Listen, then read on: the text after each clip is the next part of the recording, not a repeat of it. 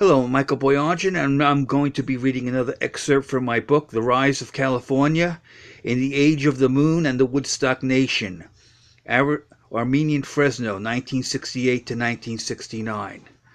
Now, before I begin, in 1968, we traveled to California to help my great-grandmother recover from her health issue. We traveled there by train. It took 3 days. It was rather monotonous. 1969, when we had to go back and help my great-grandmother, my mother insisted on flying. And again, we weren't wealthy people. Flying was fairly affordable in those days. So let me begin. 1969 was a big year for New York. Jets in the Super Bowl, Mets in the World Series, Woodstock. New York was riding high. This year we flew Pan Am to California. Pan Am was a great airline prior to deregulation. You were treated like kings when you did air travel in those days.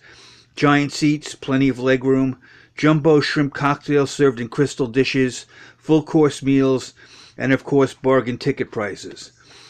The columnist David Broder sat next to me on an Eastern Airlines shuttle from D.C.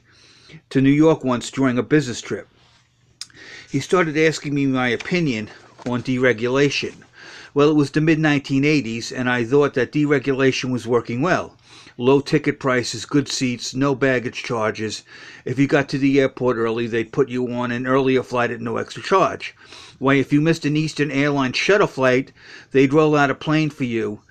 And they did this for me and two other guys once, just three of us on the whole flight back to New York.